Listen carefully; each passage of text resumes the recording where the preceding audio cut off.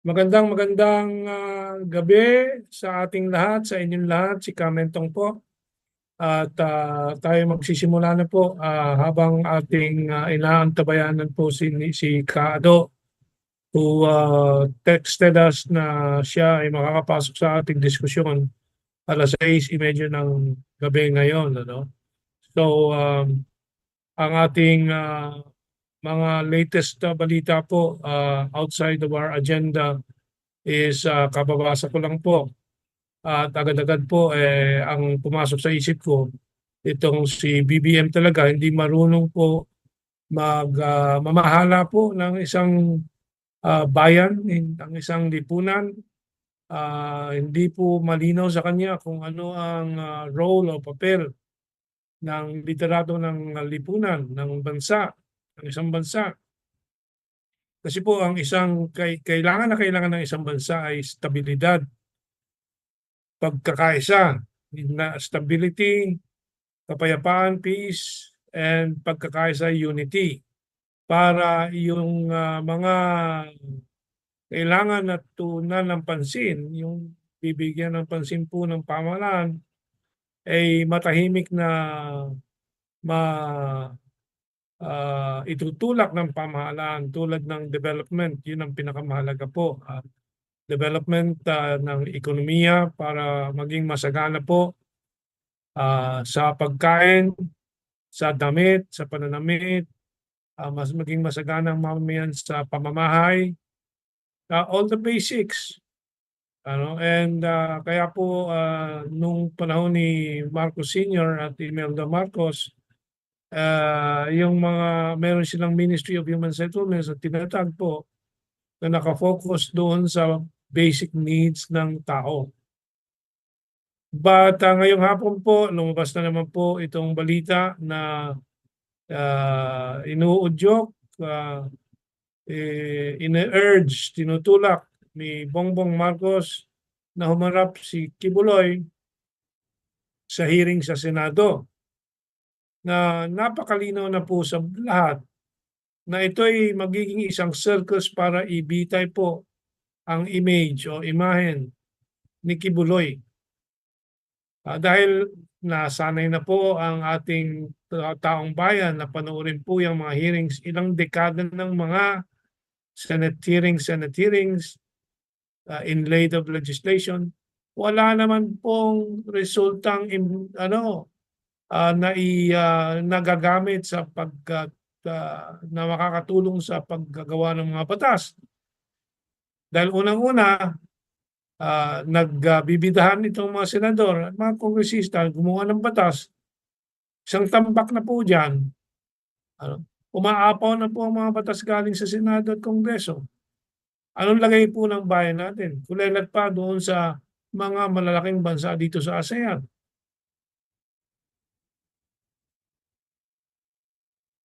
Dapat manahimik na siya dyan dahil nasabi na nga ni Kibuloy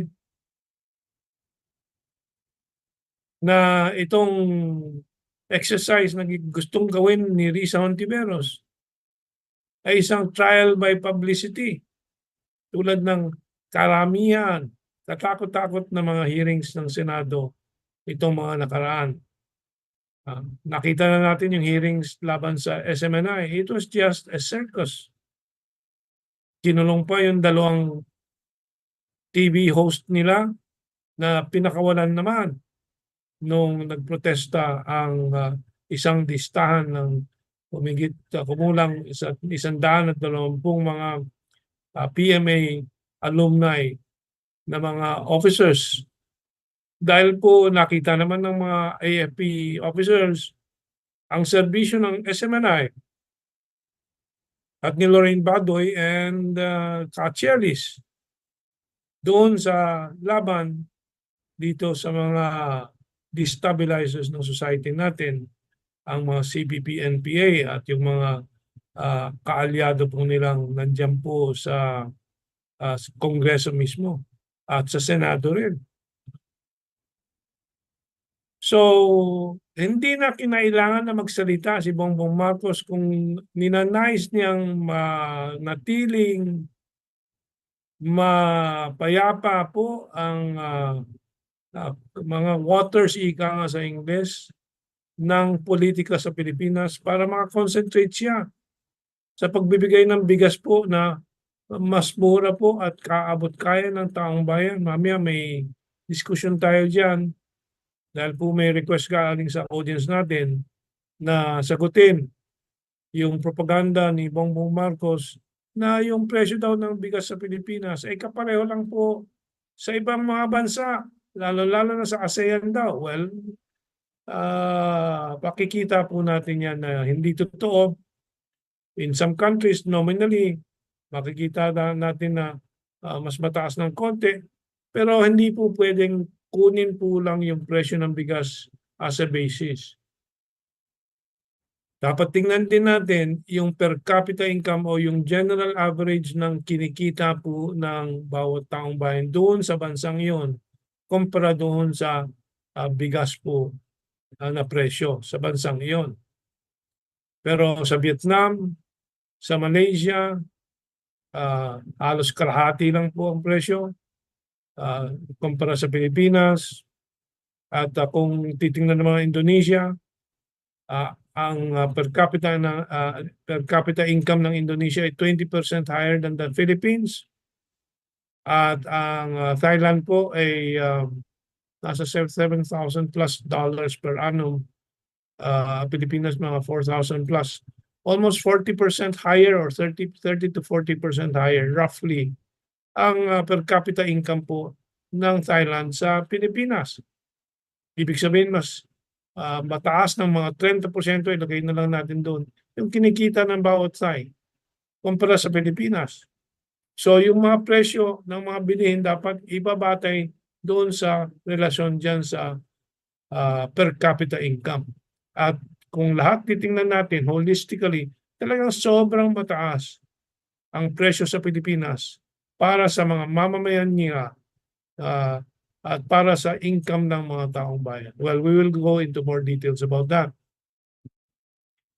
But dito sa simula po ng ating diskusyon, hindi ko pwedeng palampasin na banggitin at magbigay pugay, magsaludo dito kay US Air Force soldier. I forget his role, but US Air Force po, active personnel ng United States Air Force na si Aaron Bushnell na nagsunog ng sariling katawan hanggang siya'y namatay sa protesta sa ginagawa ng kanyang pamahalaan, ng kanyang army, ng kanyang institution na Amerikano.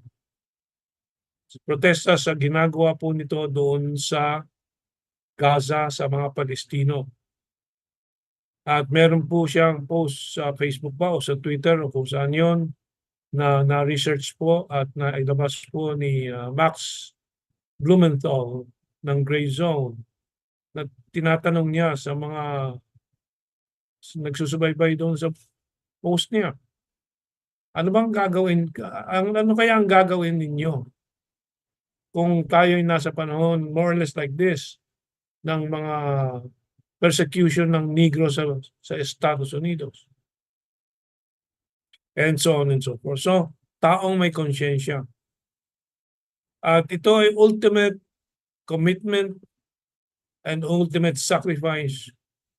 At ito pong ginawa po ni sa self-immolation na tawag sa English. Tulad ng self-immolation na nakita natin ng Vietnam War ng isang monk, Vietnamese monk doon sa Saigon. Na ako nung kabataan ko pa noon, nakita ko rin yun. At katakataka sa akin na may mga ganyang nangyayari sa mundo. At halos din maniwala ako sa propaganda ng mga puti na ito ay kasiraan lang ng ulo. But later on I understood that some people are capable of such commitment. Tayo, committed tayo. Pero mahirap po isipin talaga yung kayang gawin ng ilang mga tao na talagang religious po ang kanilang paniniwala po sa hustisya at sa halaga po ng kanilang commitment na naunawaan nila kung anong valor ng sakripisyong ganyan. Hindi lang po yung sakripisyo ng buhay, kundi yung yung sakit talaga sa katawan ng gagawin na ganyang klaseng ah, pagka suicide in English, pagkamatay, no? And so ito po ay senyales din po na tapos na po ang Israeli war against Palestine. Tapos na po ang ang collective Western civilization or powers tulad nung pagkatapos ng Vietnam War na natalo po ang Amerika. By the way, during the Vietnam War, meron din pong mga Amerikano, I think there were 4 up to 5 of them who had self-immolation also in front of the White House, protesting the U.S. war in Vietnam. I can also remember the American who was run over by a tractor of the Israeli American Corey, Rachel Corey. Hinarangan niya yung isang traktora ng Israeli settlers na minubulldoze ang mga bahay ng mga Palestino, sinarangan ng batang babae, teenager na volunteer doon sa Palestine. Sinagasaan at namatay po si Rachel Corey. I think that was in the year 2000 or 2001, sometime there, and I can still remember all that. Because I suppose I can say that I have lived a life of protest against injustice, just as you are, my friends, my comrades, who are together with us in this crusade natin na pagpapatuloy ng pagkakalat ng katotohanan sa kabila ng masibo, that's the only Tagalog word I can compare, massive propaganda ng kalaban po ng katotohanan at ng katarungan sa mundong ito. Let us greet Brian Jerome Pineda, Freud de Silva, Ked Rockas. That's a new name. Good evening, Ked. Let me check. Ked Rockas. Good evening, Gianca, Mentong, and Kado from Saudi Arabia. More power sa inyo. Salamat sa tamang balita niyo. Salamat din po, Ginoong Ked Rockas. Freddy Oredina is with us. Why not call those networks spreading West Amboy's narratives if those are really from government officials' own statements? Well, we have a lot to talk about sa disinformation po. Yan po yung video po ni Aaron Bushnell. At habang siya po ay nasusunog, nagsisigaw siya ng protest statements against, but talaga pong gagawa po tayo ng isang memorial po for Aaron Bushnell dito sa Pilipinas, dito sa grupo po natin, because we cannot allow the Philippines to not to be part of the global worship of this act of defiance, act of sacrifice, act of love, act of commitment to truth of Aaron Bushnell. His name must not be allowed to be forgotten. The purposes for which he did and died should not be forgotten. And we will conduct something here in the Philippines. We hope you can all join us also when we do so in the next week or so. Sabi ni Daniel Long, free Palestine. Yes, and free the world from the clutches of the dying Western imperialism. Okay, we prepared a list of topics and items to discuss. And siguro very early pa po, mag-anunsyo po tayo ng ating raffle for the book of kasama and retired General Victor Corpus, para doon sa lalo-lalo na mga bagong sumasali po dito sa atin, please list your names doon sa Raffle section na ilalagay po ni kasamang Joso. Kasamang first, we're done.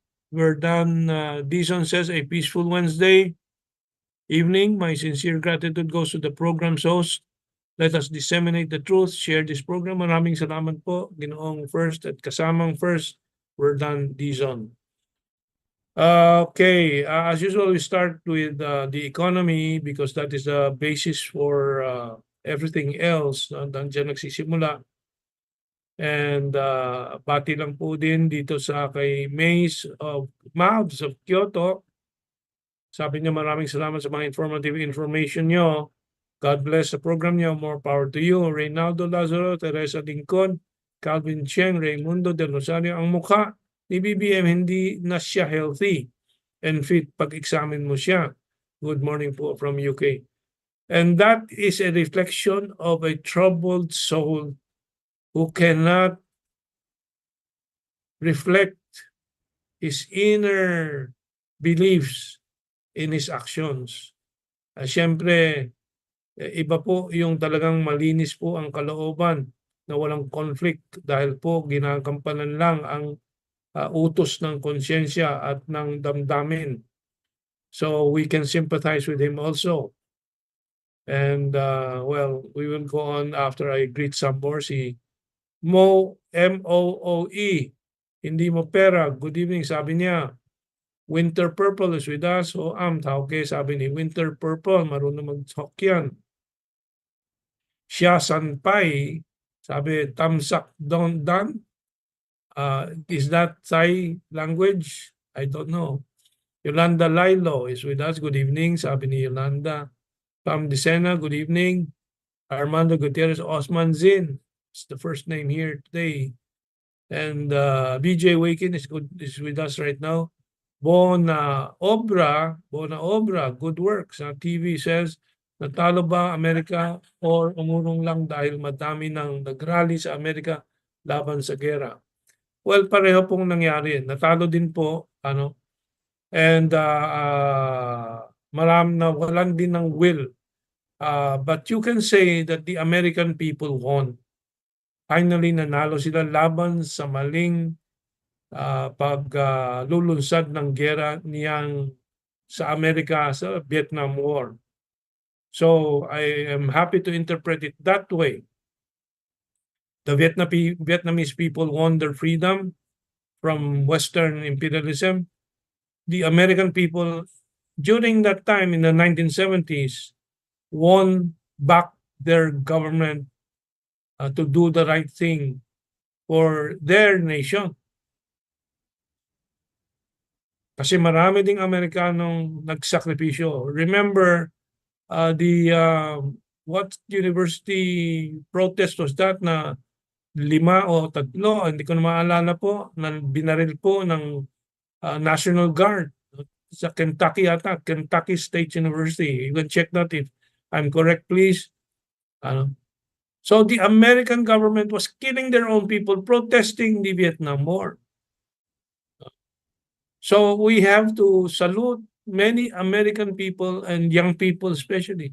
Tulad na nakikita natin ngayon din na nangyayari sa Estados Unidos na pati mga Hudyo na kabataan po ay pinoprotesta yung ginagawa ng mga Zionist na Hudyo doon sa Gaza at laban sa Palestino. So that is the essence of humanity. We are together. When we dig into our hearts, we are one. We are one species with one mission to create a better universe. Pasensya na po, baka nagiging over-dramatic po tayo. But that is my dream. That is why from my childhood to today, I'm still the same. El Cas is with us. Elmer Casas po ito. Watch here. In Riyadh din pala po si El Cas, no? More power. Yeah, I remember now. El Cas has won some books already. And I recall last time, sabi niya, pagbalik na niya, kukunin yung ibang mga panalo niya. Fred Acosta is with us watching in Manila. He's from the Canton Township, Michigan. Okay. But you're in Manila now. Welcome po. And Jacqueline Trajano, Vivian, halatang halata ang US gagawin ulit tayong battlefield. Yes! And that is why, alam po ninyo, may news report sa Manila Times today tungkol sa mga South China Sea, South China Sea issue din. And sinagot natin sa isang salamat naman sa Manila Times na interview po tayo pagka hindi naman lahat ng reporters ng Manila Times, but may mga reporters po kinakausap tayo para makuha ang ating reaksyon at pananaw naman po sa mga issues na yan. Pero isang combined report po, may dalawang reporter. Sabi ng isang reporter, hindi ako gumawa niya na, pero naipasok niya ang ating pananaw. Kasi may nagsingit po doon na pro-Beijing. Pro-Beijing daw ako. Sabi ko, okay lang yun, naunawan ko naman. We'll never know exactly who puts it, whether it's the editor or the other reporter and so on. But anyway, natural lang yun. So, I don't care about these tags nila. Tinawagan tayong mga traitor. Ngayon, mayroon pa bang inuulit pa nila? Hindi na po. Kasi taob ang kanilang mga facts, taob ang mga argumento nila, taob ang mga pananakot po nila na magpa-file sila ng libel laban kay Kado. Hanggang ngayon, wala pa. And so on. Basta tayo ay nasa katotohanan. That is where we are going, and we will brave on that path as long as we can. And we are happy when young people join us, because then we know the future is secure with more taking the same march forward. Calvin Cheng is with us. Ohio, Kent State, where 3 students, American student protesters, were shot dead. Neil Young wrote a song about the event entitled Ohio. So maraming salamat po kay Aaron Bushnell for his sacrifice. Nabubuhay kaagad po yung spirit of humanity. I'm not a religious person. My sense of religion is humanity, ang sangkatauhan. And we have just seen a saint with a real sacrifice. Aaron Bushnell is a saint. But there are 29,000 saints na po sa loob ng Palestine, lalo na mga angels, mga sanggol, mga bata na napatay po doon sa Gaza Strip. I think it's now numbering 15,000 children, or maybe around 12,000, more or less around that number. Innocent angels po. So let's brave on and continue our battle. But now we go to some realities dito sa ating economy. And dito po sa first headline po natin, Metrobank's 2023 profit up 29%. Yan po. And like kuryente, tubig, infrastructure po, ang mga banking system po ay dapat nationalize po yan. Kasi po, banks create value with their money. They create money they create credit. They create credit. That's a more exact way for it. The word for it. No. Now, so that is power in society and over society. It should not be just for private profit. It should be like Singapore, Vietnam, China, where money is controlled by the state, by the collective instrument of the people called the state or government. And the issuance of money or credit is for development, not for profit. Kaya po isang dahilan kung bakit ang mga bansa tulad ng Vietnam at China or Singapore napakabilis ang development dahil yung credit nilalagay po nila muna sa development. Later na po sa consumer appliances and so on. Halimbawa ang China, nung meron na silang sariling appliance industry, doon na lang nila binuhos po yung credit para yung industriya nila ay lumakas at mabuhay. Yan po ang prinsipyo behind state control of money and credit. But this is just to highlight. I'm not criticizing Metrobank because they are in the present system. Their purpose is to make profit. I'm commenting on the social impact of such kind of a system. Next one po, again, we hear our government boast, we have 5.2% growth, 5.7, 6%, and from a very low base pa. Humahabol pa from 20, 30 years of lack of development po yung so-called growth nila. Tapos imbalance, uneven, unjust growth pa yan. But that is still nothing because we need, and this is very clear po dito sa projection na to, based on the Philippine Statistics Authority data, the Philippines needs 8% or higher of growth every year to boost productivity in the agricultural sector, which should expand by at least 3% annually over the next 5 years. Well, anyway, all this in total, we need at least 8% growth to reduce poverty. So anong pinagmamalaki nilang they have reduced poverty? And we have not achieved 8% since time immemorial, except 1 year during President Marcos Sr.'s term, a very long term, of course, but only 1 year in the 1970s. But I cannot recall that year right now. We'll bring it up, of course, in some other occasions when we find relevant opportunity.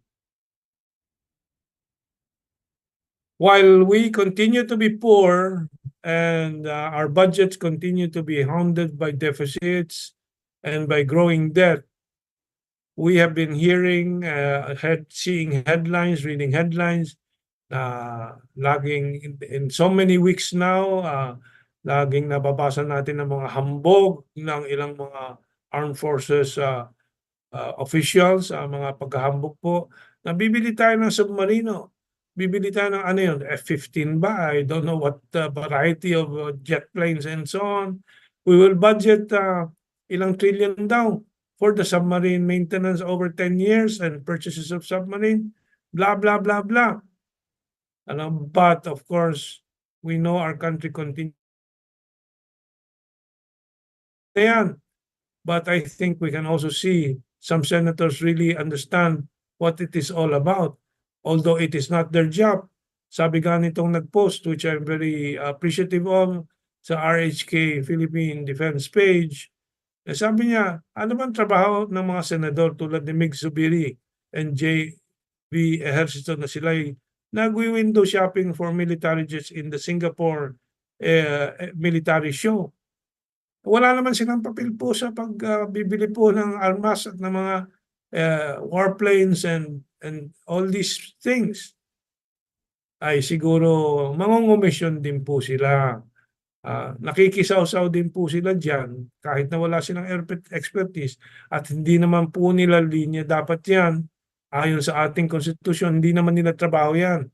Pero kumikita po lahat yan dahil dadaan din lahat yan po sa Kongreso at Senado. At siyempre, saan ba ang akin dyan ang nasa isip nila? Kaya I wholesale condemn our political system. Wala pong mangyayari sa sambayanan habang itong electoral system na tinatawag natin ay umiiral. Elections based on money. Elections based on the power of the corrupt. So, kaya po ako din hindi po sumasali po sa politika. Except once when I ran for the Senate and with Miriam Defensor Santiago, nakita ko ang kabulukan po ng sistema. Ayaw ko na. Revolusyon po ang kailangan natin. If we can achieve that peaceful, mapayapang revolusyon, yun po ang dapat. Nandito na po si Kado, I'll admit him. Okay, it's exactly 6:30, so he has joined us as he promised. Winston So is with us. Antonio Gahelan is with us. Reynaldo Lazaro says, elect and regret. Well, I recommend the system where we have some elections, local elections, and maybe parliamentary elections, but not national presidential elections dahil and lalo-lalo na yung senatorial, ipasulan na po yan, walang kakwenta-kwenta po yan. Ilang bilyon po ang ating winawaldas at winawaldas po nila, hindi pala tayo nagwawaldas dyan sa mga senador. So, I think we should ask Mig Subirian and JB Ercito, bakit kayo nandiyan? Anong ginagawa niyo diyan? In the meantime, yung balita po sa dito sa blog na to ay sina-shadow ban na po din sila. Ano? Like we are being shadow banned constantly. Pero kahit pa paano, libo pa rin po ang nakakapanood po sa atin. While we're preparing to migrate to many other internet platforms. Okay, and let's invite Kaado to come in and say hello and give some initial insights. Kaado, good evening. Ilonggo News is now watching from Iloilo. Of course, ating mga kasama dun sa Iloilo sa Ilonggo Express ba? May pahayagan po sila. And nagra-radyo din po sila sa sila June Lohero. Nelson Heraldes with us. Kaado, come in please. Yeah, as I was saying to presidential advisor who was boasting na napakalaki raw ng in-increase ng ating ekonomiya under the second itong 2023. Eh sabi ko, alam mo, Brad, from 0 to 3, 0, 1, 2, 3, ang growth niyan ay 300%. Pero galing ka sa 0. Mababa pinanggalingan mo. Kaya ang taas 300%, halimbawa.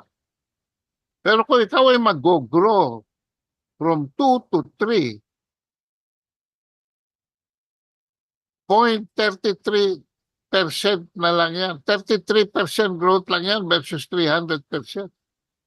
So makatuwid, napakalaki niyang sinasabi niyong growth na yan.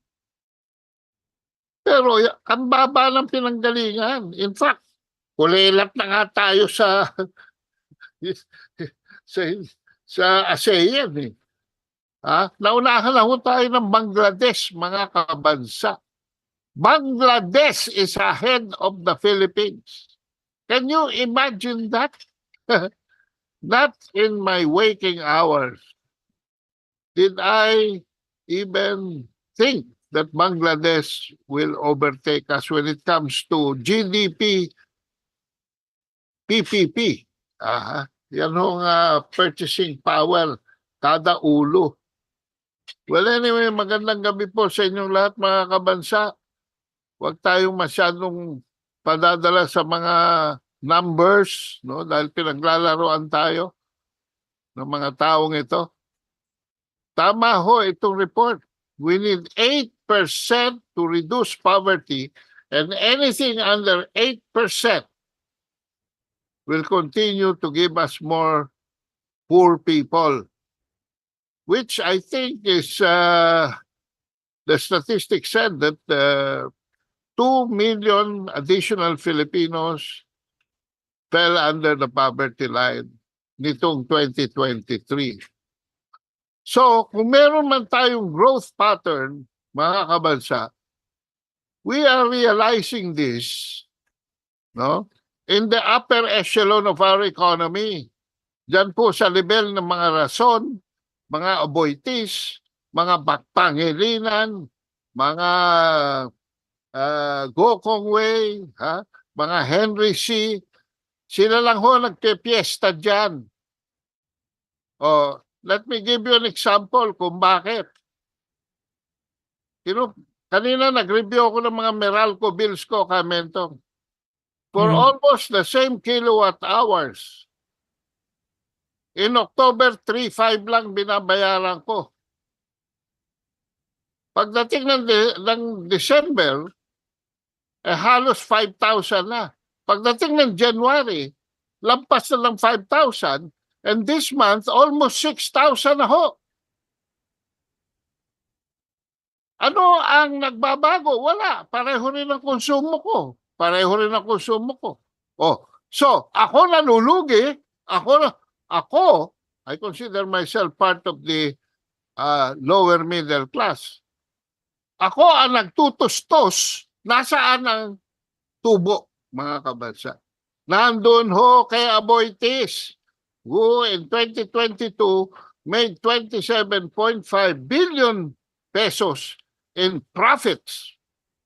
Tapos in 2023, pinautang pa ni Bongbong Marcos ng 20 billion na nagmumula sa Land Bank of the Philippines. Tapos magtataka pa kayo, walang pondong napupunta sa ating mga magsasaka at mga mangingisda. Ay ang pera ng Land Bank of the Philippines, kumuha pa ng magkano ka, Mentong? 50 ba o 25 uli? Dinala na naman dyan sa Maharlika. So, kayo ba'y nagtataka kung bakit we are the #1 rice importer in the world? Natalo na natin ang China. Huwag na kayong magtaka. Dahil ang mga bangko ho, sila na gumagamit ng pera ng ating mga magsasaka. By law, by agri-agra law, all banks, all commercial banks are mandated to stand by 25% of their loan capacity for purposes of lending it to the farmers and fisher folk. Pero ano nangyayari? Inamyendahan na naman yan ng mga mayayaman. Kasi ayaw nila magpautang sa mga magsasaka at sa mga isda. So provided, the new law says, provided they pay a certain penalty to the central bank, pwede nang i-waive yung batas na yan. So nagbabayad na lang sila ng penalty para mapaikot nila yung 25% sa mga katulad ni Aboitiz at sa mga katulad ng Maharlika Fund na yan na hindi naman natin malaman kung saan dadamputin. So, good evening, ladies and gentlemen. Welcome to the show. Yes. Yeah, while I was listening to Kaado, I was reflecting on the bank again and Metrobank po. I'll complete the headline that I was reading.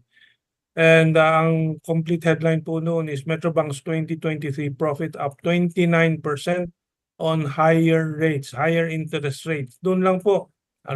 Now, of course, this profit magre-reflect yan sa growth rate po ng Pilipinas. So akala natin, ang galing-galing po ng growth rate ng Pilipinas. Yung pala yun, napupunta sa Metrobank. And wala namang ginawang karagdagang trabaho po ang Metrobank, kundi tumaas lang po ang interest rate. At ang interest rate kaya tumaas dahil tumaas ang interest rate sa Amerika. Yun lang po. So this is not a productive financial system and setup. Ang China po, hindi basta-basta sumusunod. Kinakalkula nila doon sa kailangan ng ekonomiya nila kung ano ang interest rates na ipapataw. We have more to discuss later on this matter if we come up with financial issues. Again, tuloy natin dito na sa ating section where we review some of the articles that our colleagues have been publishing. And we, of course, have requested our colleagues and comrades dito sa ating mga diskusyon na mag-submit sila ng articles po nila, contribution po sa ating blog and website. Well, the first one I want to feature po is yung article po ni Danny Long, February 24, in anticipation of the EDSA celebrations po at na-publish na po sa Asian Century Journal. BBM must erase the scam, EDSA holiday and legacy. Because it was a scam. And marami pong hindi nakaunawa pa nito. Binabaliktad na po. Marami nang natuto kaya po na ibasura na po yung series of EDSA 1 governments sa pagkapanalo po ni Presidente Duterte. Yun po ay isang pagsasagisag po na binasura na po ng sambayanan ang EDSA 1 and 2. Kaya po nanalo po yung kandidato na hindi po identified as an icon ng EDSA 1 or 2, si Presidente Duterte. So, if you have time, visit po the article sa Asian Century Journal. I also have been asked to write again for Pinoy Expose ni Paul Gutierrez po, Pinoy Expose. So nagsimula po ako with this article again. And every week I will also be writing again, and we will also republish it in our blog sa Asian Century Journal. Actually, ang pamagat ko po rito ay the EDSA hero is a zero, meaning si Honasan. Kasi si Honasan po, may binalita po ng Philippine Daily Inquirer na nananawagan ng pagtitigil po ng bickerings daw, meaning pag-ngangaw-ngaw, babanggaan po ng mga iba't ibang mga political groups in the Philippines. But sabi ko, itong si Lahunasan, bilang isang sagisag ng EDSA 1, is one of the guys who should shut up. Because wala naman siyang pinakita pong pagkamakabayan po. Doon sa EDSA 1 po, siya ay nanilbihan po kay Enrile, na si Enrile naman naninilbihan sa sariling political ambition niya at nakipag-alyansa din dito sa mga oligarchs and Amerikano para masira po ang national development government po ni Presidente Marcos Sr., Marcos Sr. and so on and so forth. So sabi ko zero, but of course as a publisher maybe he was considering na ayaw niya pong banatan ng ilang mga personality muna. So binago po niya ang title, Marcos Sr.'s Legacy and the Myth of EDSA 1. But there are more details, just 800 plus words kasi that is the request of the publisher that I keep it short. So it's a very quick read. And si Karot Kapunan, who is active again sa kanyang column, ay nag-publish po nitong kanyang magandang article po kung saan po in-identify po niya yung talagang sa likod po nasa likod po ng lahat ng moro-moro po dyan sa Ayungin Shoal at sa Scarborough Shoal ng Philippine Coast Guard. Sabi niya dito, ex-USA Air Force Colonel runs Philippines South China Sea Shoal. Maganda po yung article, and this is his second since he became reinvigorated and is writing again po sa Manila Standard, which will be published also sa ating, after a few days, we will publish sa ating Asian Century Journal. Of course, now we're awaiting the next series of articles ni Ka-Ado. He promised to write again this week. Ka-Ado, ano bang topic mo this week na isusulat? Well, ito ay isang reaksyon dito sa mga lumalabas na mga kaguluhan. Yun nga tinatawag po ninyo, Mentong, na insubordination. Dahil maliwanag na po dito na nag-atas ng ating Pangulo na ayaw na niya ng gulo dito sa South China Seas. So, hindi pa nakakaroon ng isang linggo. Ang dami nang nangyayari. Nagbagsak mula sa eroplano ng mga supplies doon sa Ayungin Shoal. At panaka-naka ngayon, ang target naman nila, ito Scarborough Shoal. Na pinapakita nila na ang kagaguhan ng Pilipino, lalo na itong Bureau of Fisheries and Aquatic Resources, na may mga barko-barko din ang ginagamit ngayon. In terms of diesel fuel or gasoline, and water dito sa mga fishermen. Bakit kailangan gawin sa laot yung pag-distribute niya? That can be done dyan mismo sa Masinloc, dyan mismo sa beaches ng Zambales. So, medyo gumagawa naman sila ng kanilang gimmick. Obvious na obvious. Nalilito rin sila kay Bongbong Marcos. At gumagawa rin sila ng kanilang mga eksena. Panaka-naka, sasabi nila na sabi ng BIFAR at saka nitong AMTI na gumagamit daw ng cyanide at saka dynamite fishing. Dinamita ang mga Chino sa pangingisda nila. Kami ito, very modern ang fishing industry ng China. Hindi na nila kailangan to mga gantong kalokohan. Tapos mukhang hindi naman sila nag-uusap dahil tinatanggi naman ni Tariela ng Philippine Coast Guard at ngayon nagbago na narrative. Mula sa cyanide na napunta sa dinamita, ngayon, as of this morning, ang binabalata naman itong Oceania, isang American financed NGO, ay ito raw reclamation, ito raw dredging ng China. So, they can't even make up their minds about what narrative to use. Pero ang pinaka-nakakatawa po dito, mga kabansa, ay they claim they are fighting for patriotism, for nationalism, for protection of our national sovereignty, for protection of our national territory, for assertion of our exclusive economic rights, which are sovereignty rights under UNCLOS. And yet, sino nagpapatakbo? Sino ang puppeteer ng mga marionettes na ito?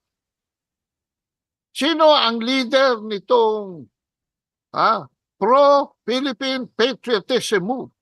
Aba, ay katawa-tawa mga kabansa na isang US retired Armed Forces Colonel sa pangalan na Raymond Powell.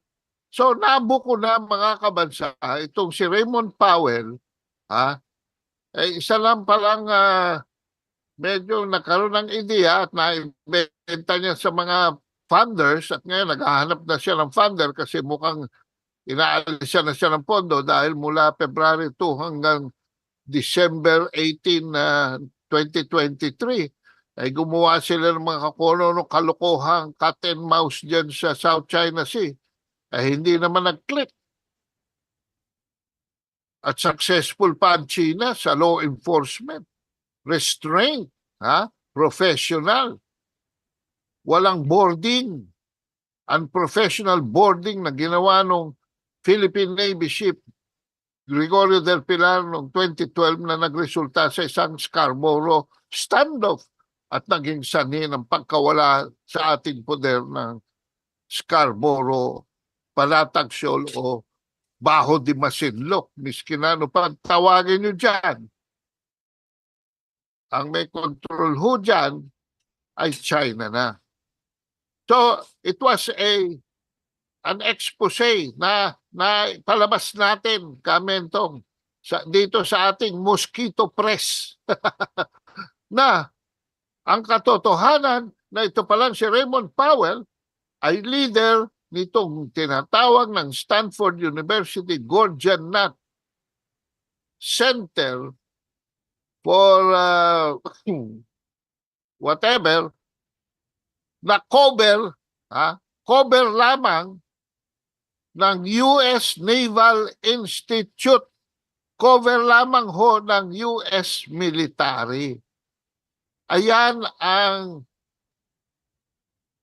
nakakahiya, pinagtatawanan tayo ng mundo. Isang Amerikano ang nagli-lead ng ating pro-nationalism, pro-patriotism, protection of our national sovereignty and territory.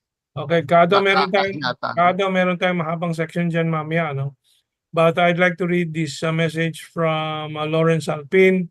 Sabi niya, huwag po kalimutan mag-like. 8,000 po ang last episode na nanood. Wala pang 1,000 ang nag-like. So please click the like. I never mention it because I assume our audience will like or dislike it. Bahala ang audience, but tama din naman po si ginawang Lawrence Alpin. Paalala lang po kasi it will have an effect on the algorithm ng YouTube at ng Facebook. So paki-like lang po when you have the opportunity in the next few minutes. Ano? O better, And sabi din, better yan, subscribe. yeah, and of course share, no? Si Madam Vivian, sabi karamihang oligarchs ngayon dating cronies ni Marcos kasi marunong talaga sila gumapang eh. Now, nung panahon ni Marcos, it takes time to develop the economy and alternative business magnates, ano? So, yun ang model na sinunod niya tulad ng Japan. Yung Japan po, yung Saibatsus, no? So, yun ay sinuportahan ng Meiji restoration noon, and they lasted for hundreds of years, lumaki ng lumaki, and so on. So, that was a model. Ganyan din po sa South Korea, they used that same model. They had some cronies, ano, but yun na nga, Cable. chaebol naman sa Cable. South Korea. But I think we have seen that for countries like the Philippines, the Vietnam model, the Chinese model may be more appropriate, at least in the very early stages of development. Okay, and sabi ni Lawrence Alpin ulit, ayaw nila, sandali, hanapin kung maitaas ko. Ayaw nila ang labas ng kapital, tubo, pwede. Anyway, maraming nagko-congratulate kay Ka-Diyos for winning the award sa Association for Philippine-China Understanding for the Distinguished Service Award, no? Distinguished Service Award na kanyang na ipinagkaloob sa kanya nung nakaraang anong araw yun? Lunes ba? Lunes. So baka may photo ka, Ka-Diyos, ilagay mo. Baka nahiya naman siya. Anyway, sabi Rose, thank you po sa lahat ng nag-congrats po. Thank you po sa mga well-wishers. Thank you po. Okay. And Rosary around the world just came in, watching from California, USA. Jerry Chua, good evening everyone. Jesse P is with us. Fred Acosta, because namulat na si SR. Sino si SR kaya? Help me decipher it. But anyway, we'll move on. So yun po yung sa Manila Standard, column po ni backbencher Rod P. Kapunan, ex-US Air Force Colonel, runs Philippines, South China Sea. At kaado yung Gordon Knott Center for National Security Innovations. Yan po, ang ganda ng mga pangalan, pero intelligence operations lang po in simple words. Okay, let's talk about the Cebu prayer rally ng Maisug movement, and of course Kaado made an initial report. We'll ask him to do a summary of what he saw there and projection and analysis of what he thinks it will all mean in the present political landscape po ng bayan po natin. Kaado. Anyway, this is from former President Rodrigo Duterte, present. I used the Visayan, hindi ko nga completely understanding what the report says, but I thought it would be interesting to have a Visayan report. Nahitabong prayer rally sa Cebu. Nagpakita na sa daghan ng taga-suporta sa Visayas. The former President Rodrigo Duterte aton sa gipahiyaing. Anyway, Kaado, ikaw na mag-take over. Anong kwento mo galing sa Cebu? Well, maayong gabi kaninyo tanan.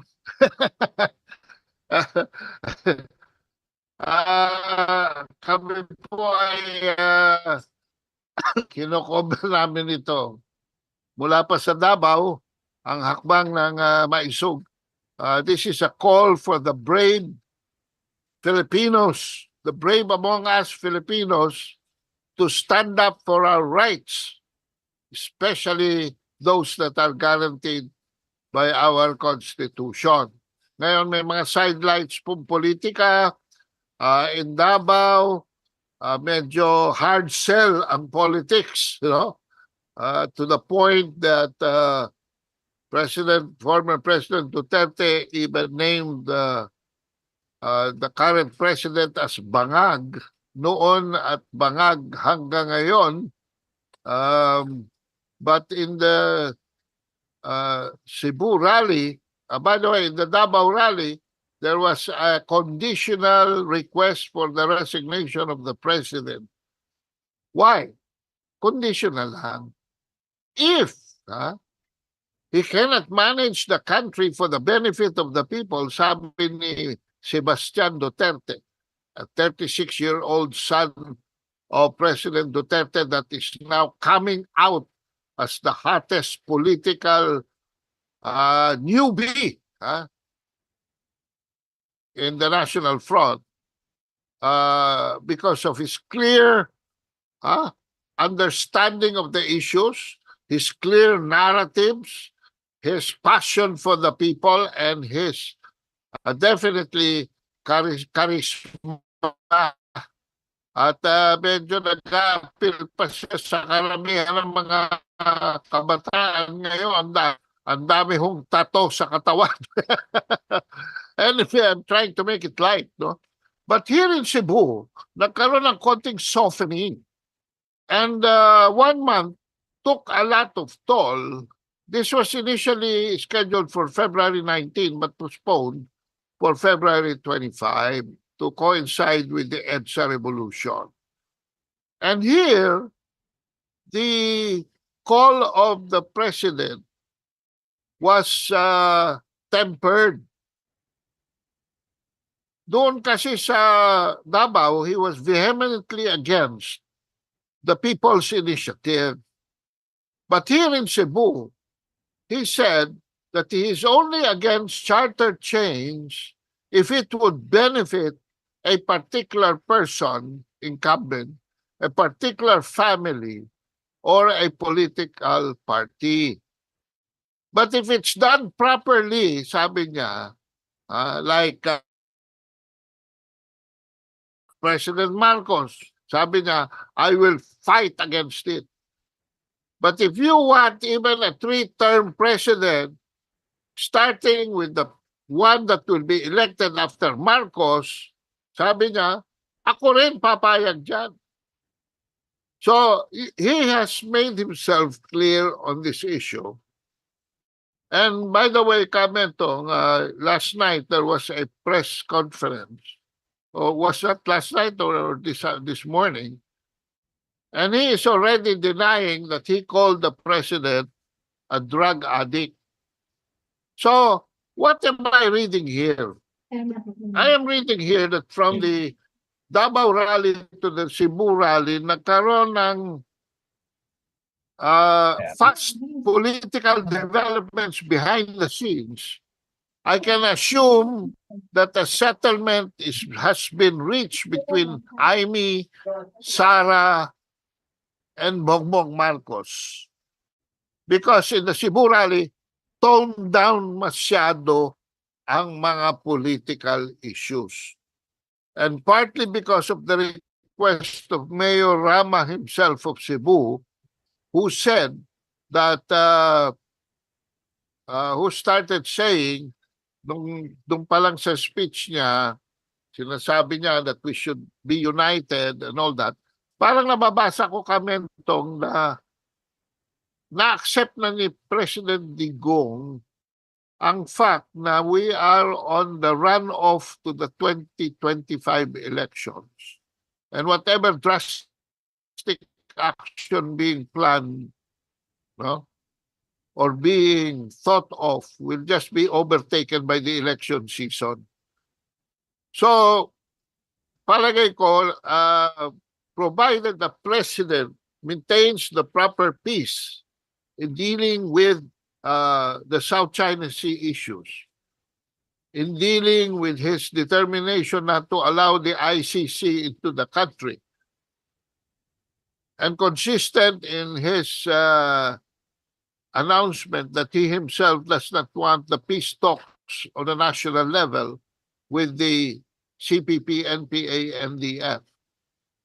And provided that he faces the economic problems that we are all under now, I think he will get the support of the Dutertes up to the election to 2025. So let us pray for the sake of our country na totoo na ito, that with the peace that we have helped Mentong, no? GTNR, the Asian Century PH, helped broker this peace, specifically in our anti-war and peace caravan. No? We have made a possession because why? Because we do believe na wala magiging progress and development kung walang peace, kung nagkakagulo-gulo tayo. But the N word is to be vigilant, to be watchful, and to fight for our constitutional rights whenever it's attacked. So yun ang aking summation, Mentong, for the purpose of our listeners. Okay. Sabi ni Fernando Agpag, good evening, watching from Cagayan Valley. Sabi ni BBM, ganyan lang si PRRD, master tactician, matutalino lang ang nakakaintindi. Malalim talaga ang laro ni President Duterte, no? And Evelyn Rosal is here with us. Good morning, watching from Italy, and God bless. Maps of Kyoto, always like po sa live niyo at team replay din po here. Romeo Tupas watching from Davao City. Good evening po sa inyong lahat, sabi niya. Fred Acosta, FEM Senior. Okay, and let's move on. So may impact po lahat itong mga napapanood po nating nangyayari, no? Dito sa Cebu, may mga undercurrents lahat po yan. May balita po na tumawag si BBM daw doon sa event sa Cebu. We don't know the exact circumstances, but we have seen the President Marcos Jr. Re-emphasize that the ICC will not be accepted by him in this country, which seems to be sending a reassurance to Sara and to President Duterte. So we have to watch all these. And I think what is a lesson for all of us here, si BBM Jr. responds to pressure or enticement. Pressure or enticement. Enticement po ang ginagawa ng Amerikano at naka first base po ang Amerikano noong taong 2023. Kaya po ang daming gulo dyan sa South China Sea issues, yung transparency strategy po ng Amerikanong Air Force, ex-Air Force Colonel ang umiral po. Pero nung binalikan po ng counting pressure galing from Minister Wang Yi ng China, napilitan tumawag after Bongbong Marcos's paradigm shift. Tumawag si Enrique Manalo kay Wang Yi at nabigyan ng ilang mga abiso. Mukhang nagbago din dito sa relations with China, but obviously the Americans, which we will be discussing a little later on, napapauna lang po dito, are medyo natataranta ang Amerikano, sila Tariela and so on, but we will be discussing that later. So let's move on sa some aspects of politics. Ito po ang request po ni Jamin Meiji sa atin, no? Siya ay nagko-communicate sa atin through Telegram kasi naghahanda na din siya po na maglipat po tayong lahat doon sa Telegram at ibang mga platforms. Pero so far, we're able to survive here while we're developing the other platforms, so we continue to use it. Pero ang request niya is paliwanag ang rice prices sa ASEAN. At so nag-research po ako. This is from Selina Wamuchi. I don't exactly know how to pronounce the name, but he has surveyed the market po in the region, and ito po ang resulta. Malaysia, January 2024 market. Wholesale prices in 2024, the approximate wholesale price range for Malaysia rice is between 28 US cents and 45 US centavos per kilogram depending sa quality. So pag-usapan po natin yung pinakamura. So kayo na po mag-convert, no? Para hindi po ako ma-interrupt sa aking thought process sa pagbabasa po nito. 28 US cents, magkano po yan sa piso? Mga 30 times, mga 15 pesos ba? 18, 20 pesos. Tama ba? Anyway, please post this computation pag na-compute na po ninyo. Rice price in the Philippines, January 2024 market is between 45 US cents and 98 US cents per kilogram. Now, we take the lowest quality, 45 US cents. No? So that is how much? Less than $1, 25 pesos. Wholesale yan, wholesale price. So between the wholesale price of Malaysia and the Philippines, almost half. Almost half. So yan ang isang nakikita po natin. Now doon sa Thailand po, ang lowest price po nila is 62 US cents. And the highest po is $1.58 per kilogram. Now, wholesale price po ito. And quality, we cannot tell, no? But of course, for the Thais, Thai is the top rice exporter in the world, second only to India. So obviously, this is higher quality rice than what we're getting for our lowest level or lowest class of rice in the Philippines. Now, so Vietnam, January 2024 market, the lowest quality rice is 30 US cents per kilogram. So 30 US cents is mga 15, 17 pesos. And ang highest is 54 US cents per kilogram. Now, Indonesia, ang next one po, rice in Indonesia is 56 US cents per kilogram, higher than the Philippines. And its best quality is $1.47 US dollar per kilogram. But this is what I want to point out. Indonesia, sa taas po makikita po ninyo, the numbers are quite small, but I think if you expand it, you can see it. Indonesia, GDP nominal per gross domestic product, nominal per capita in US dollars is, Indonesia is $5,509 per capita GDP. So mas mataas. I'm sorry I was not able to I thought I put in the per capita income, but GDP po. Thailand is 7,557 US dollars per capita. Singapore, hindi ko na babasahin dahil sobrang mataas ang Singapore. Ang Philippines is 4,291 dollars per capita. So mababa po ang ating per capita GDP. But of course, mas mababa din po ang ating per capita income.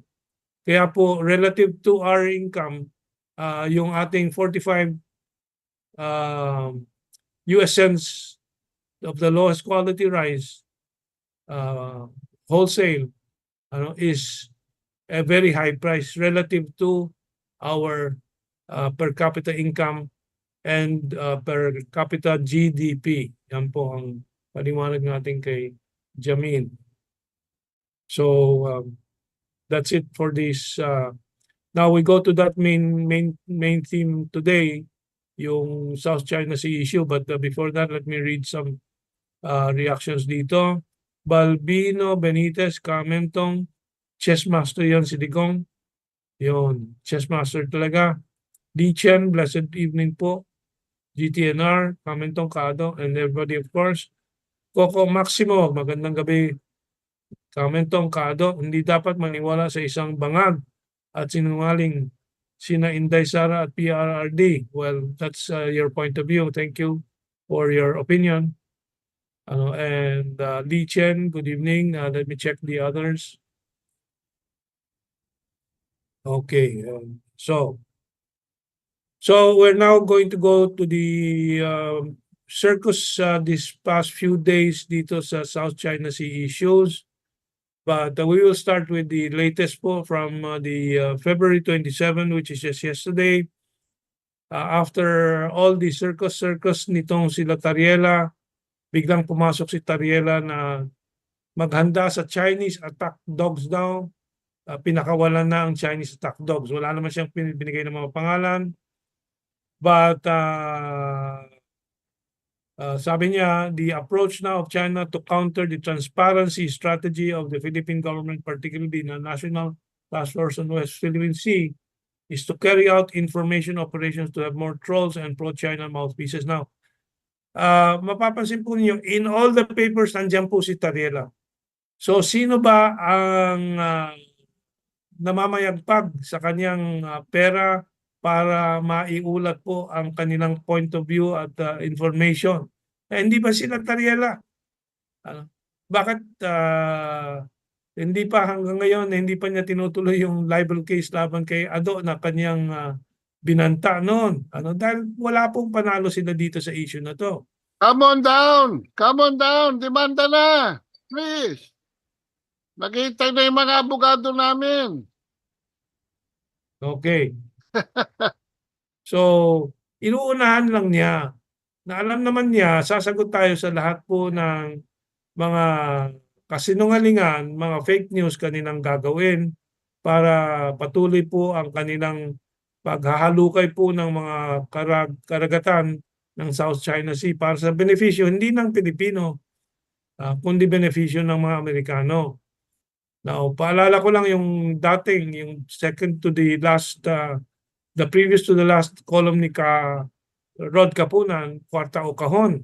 Kasi sabi niya, yung pakikipagtulungan sa China ay kwarta na po yan sa kamay ng Pilipino.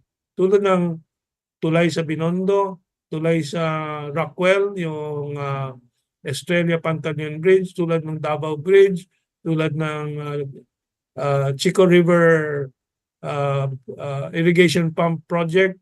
Yan po ay pinakikinabangan na po ng Pilipino, 10,000 farmers, and so on. This is kwarta na para sa Pilipino.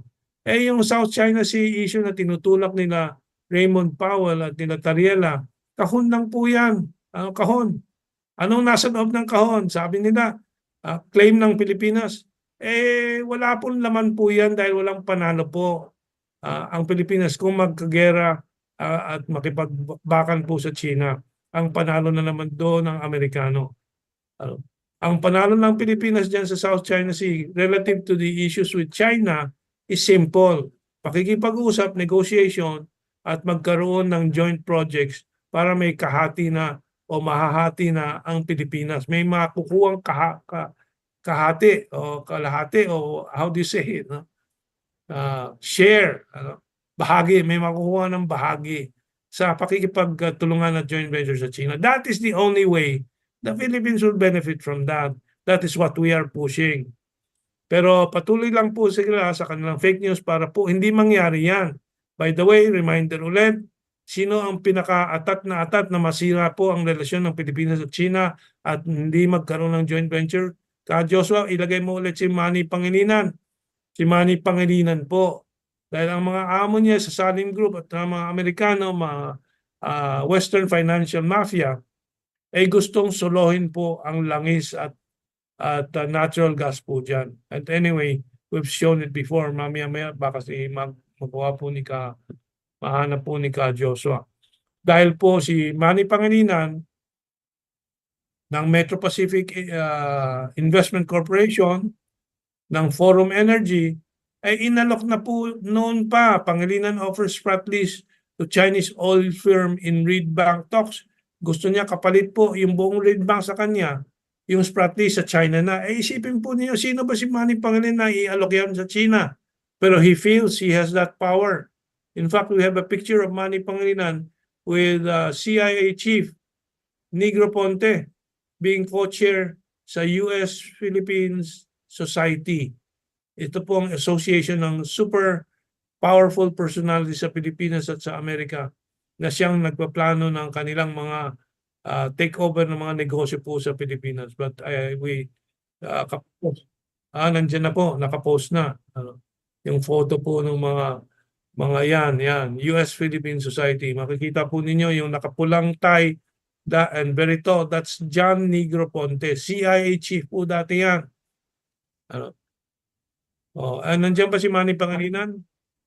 Kasi this might be another picture na absent siya. But anyway, andyan si Babes Romualdez, ambassador ng Pilipinas to Washington. Andyan si Tetangco ng Bangko Sentral ng Pilipinas. So, Amerikano din po ang may control ng Bangko Sentral ng Pilipinas po. And so on and so forth. Ganyan po ang structure. Yan ang on top of the Philippine political structure.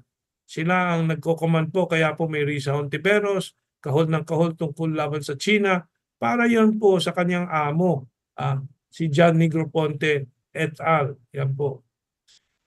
Anyway, let's now go to the issues this PCG and BIFAR has been doing in the front pages of the papers of the past week or so. No? Ngayon, itong latest po, before nag-akusa ang Bureau of Fisheries and Aquatic Resources na ang Chinese fishermen or Chinese Maritime Militia sadyang sinisira ang mga reef po, o yung mga ano bang reef sa Tagalog, mga reef po dyan sa Baho de Masinloc, dyan sa Scarborough Shoal. Pero inatras po yan, mamaya we'll take a look at all that. No? Inatras kaagad po ng Philippine Coast Guard naman yun na wala naman pong basehan daw, walang ebidensya.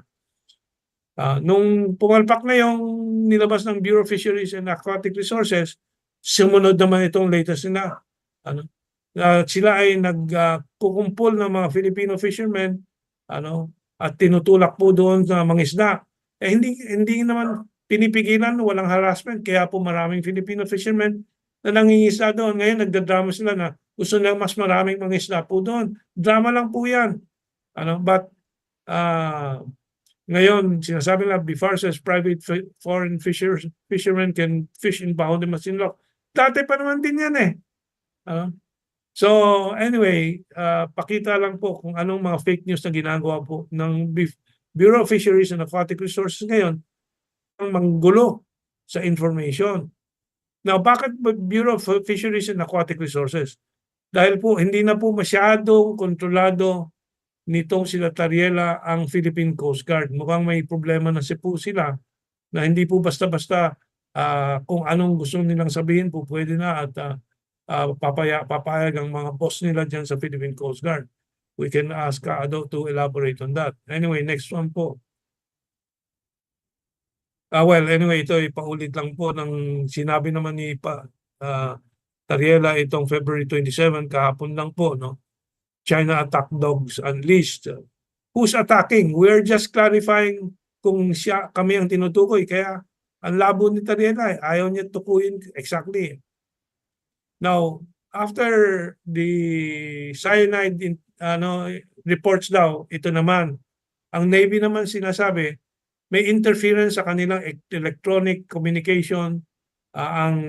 Kung sabi nila, China sa mga unang reports o mga reports na ginagawa po ng media, ng Inquirer, Philippine Star at pa.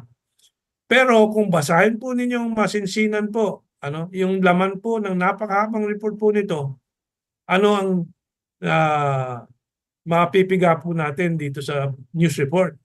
Sabi po dito, and this is very important, after the press conference, however, Trinidad, the spokesman ng Navy, said, we have also noted an increase in interference, but we could not say for sure kung saan nanggaling. Ayun, malinaw na, hindi China, hindi kung sino-sino, hindi nila ma-identify.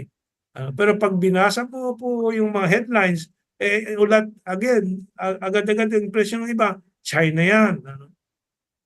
But we could not say for sure kung saan pang nanggaling yung interference. He later told Inquirer that in a phone interview, we could not say na China ang gumawa noon. He further said, malinaw po yan pero po sa labas, ang impression, kung siniseryoso ang report po, China yan. But marami nating sawang-sawa sa Inquirer at dito sa mga publicity stunts na galing or maybe hindi galing sa Navy kasi ang Navy is trying to be honest here. Sinabi naman niya, we cannot tell it's from China. But the news reporters, the editors, the publishers do not completely report the accurate news. Yan, sinasadya po nila yan. Ano? Okay, and so maraming diaryo pong gumawa po niyan, and narinig ko na sa radyo yung mga ignoramus naman na radio host dyan sa GMA7, GCBB at kung saan-saan po, na yung unang impression na lang ang kanilang inuulit-ulit, o China na naman ito, China na naman ito, without following through yung mga detalye. So very important po ito. And next one po, ayan, bumalik na po doon sa cyanide. No? Kasi mga 1 linggo na po yung cyanide na balita. So ni-research ko kaagad, and I think si Carrod o ako, I should write, no? But I think Carrod is going to write an article on this na. Sabi niya, nag-backfire po ang cyanide story ng Bureau of Fisheries and Aquatic Resources. Bumaliktad at bumawi po, nag-boomerang laban sa BFAR. Kasi napatunayan ngayon natin na hindi ginagawa ng BFAR ang kanyang trabaho na magpatrolya po ng karagatan. And of course, bumerang din sa Philippine Coast Guard. Kaya the Philippine Coast Guard had to clarify it later on. But let us go into this report. This was posted by the World Wildlife Fund on January 2003. Ganyang katagal na po ito. And ito po ang very brief na aking nakuha po doon sa mahabang report na yan, na portion po, sabi po ng World Wildlife Fund, Western institution yan, cyanide fishing began in the 1960s in the Philippines to supply the international aquarium trade. International, hindi lang China. But since the early 1980s, a much bigger business has emerged, supplying live reef fish for the restaurants of Hong Kong, Singapore, and increasingly mainland China. Okay, doon pumasok na yung Asian market. But nagsimula po yan, international market. In fact, ang mga Amerikano ang nagpapadala ng illegal cyanide sa mga fishermen po natin, dahil nakikita po ninyo doon sa litratong yan, larawan na yan, may squeezer po na may cyanide ang ating fishermen. Tapos counting piga lang po doon sa squeezer, mag-spurt out yung cyanide, may hilo yung fish. Maha-harvest nila, buhay pa, pero hilong-hilo. At ilalagay nila sa plastic, lalagyan oxygen, itra-transport na magigising yung isda after some time. Ganyan po ang simula po niyan. And number 1 po ang Pilipinas sa paggamit po ng cyanide fishing. And this is all recorded. So, kaya nung makaraan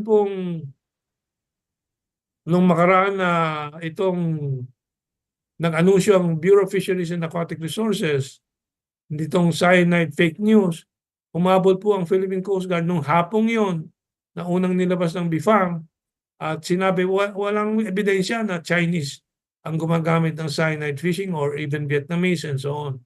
So umatras dahil po anong totoo. Itong cyanide fishing hanggang ngayon tuloy-tuloy na nangyayari po yan. Ako personal po, 1988, 89, ako po nag-launch po ng patrolya sa mga karagatan po ng Morong Bataan. Kasi po ito ang isang naging problema po ng Morong Bataan as part of my outreach work doon sa aking refugee center operations.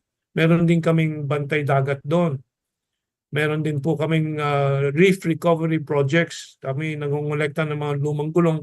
Pinagtatali namin ng alambre na parang mga maliliit na bundok at hinuhulog namin sa dagat para magsimula na magsimida ulit yung mga reef, yung mga corals at lumaki ng lumaki. So binigyan pa ako ng Armalite nitong Philippine Constabulary noon kasi nga sabi nila delikado yung ibang mga nagsa-cyanide and dynamite fishing po. And of course, yung mga katrabaho ko po na Coast Guard, okay, siyempre. Pero ang balita-balita po, may mga Coast Guard na kasabot po nitong mga o nalalagyan po nitong mga ng mga cyanide fishermen and the dynamite fishing fishermen. And maybe that is why bumuelta kaagad po ang Philippine Coast Guard dahil babalik din sa kanila yung mga issues na yan. Because China, as Kaado explained earlier sa aming isang lunch, no, sa mga kausap, China does not need cyanide fishing. China is a big exporter of catch fish, hindi po aquarium fishing and so on, no. But ang ating Philippine Coast Guard meron ding nahuli. Tulad ng last reports po natin, nahuli ang 8 million peso worth of giant clams na laging sinasabi nila, Tariela, mga Chino ang gumagawa. Huling-huli. Siguro naka-4 na report na tayo ng mga nahuling mga giant clams sa kamay po ng mga Pilipino. So, anyway, this is just to make sure everybody understands na kailangan ang solusyon dito sa pagproteksyon ng pangitlugan at mga corals ng ating South China Sea a cooperation with all the countries involved. Having fisheries agreements with all the countries involved. Having environmental protection agreements with all countries involved. That means working with China, Vietnam, Malaysia, Brunei, and so on. Yun ang ayaw ng Amerika. Kaya po pati ang ASEAN, sinisiraan ng Amerika, sinasabi nila walang silbi ang ASEAN dyan sa South China Sea issue. Ayaw nila ng cooperation natin. Lahat. Okay. And ang sagot naman ng Global Times doon sa ino-organize, yung tinawag po, binansagan po ni Kaado na Ayuda-swarm. Di ba, ulat na natin yung Philippine Navy, Philippine Coast Guard, nagdadala ng gasolina para sa mga makina ng pump boats ng mga fishermen na dekatig po.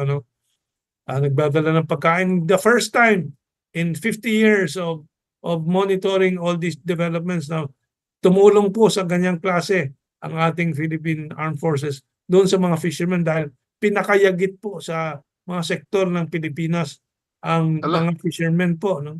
Ngayon biglang nagmamagandang loob, tinutulungan. Kasi gusto nga nilang sumubok ng bagong taktika. Bagong strategiya na dumugin ng mga Filipino fishermen yung Scarborough Shoal na hindi naman hinaharas po ng Chinese fishermen. Pero pag magdumog, titingnan po ng nila Tariela, sige, tingnan natin kung anong gagawin ng China dyan. Kaya sagot po ang we will go back to Kaado. Ito po ang editorial po ng Global Times. Officially organized Philippine vessels trespass into Huangyan Dao waters using fishery activities as cover. Yun.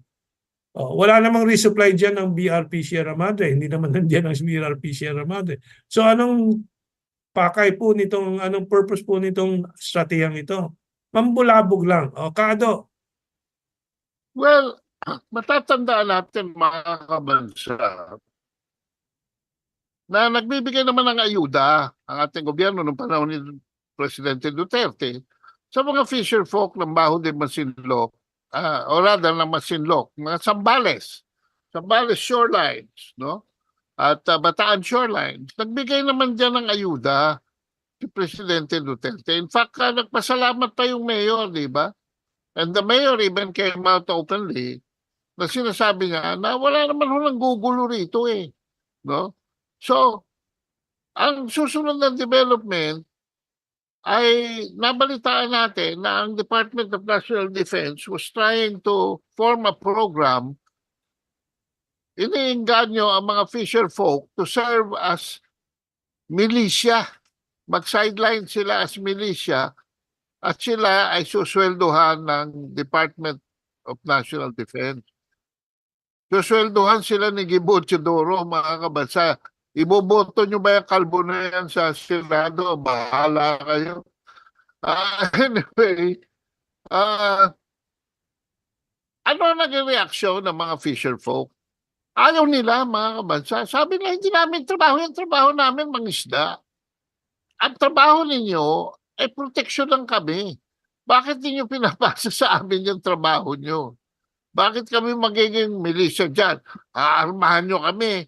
O, pupunta kami dyan, guguluhin namin sila. Tapos, hindi naman kayo darating sa oras. So, nasoplak kami itong yung plano ng military natin na napakababaw.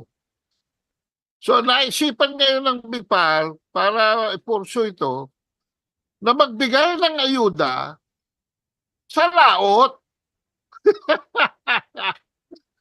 Kaya, persado, yung mga official po na mag-gather doon sa in the high seas, no, close to the Baho de Masinloc, dahil doon sila pinupuntahan ng BIFAR para bigyan sila ng fuel at saka ng tubig at saka ng ayuda.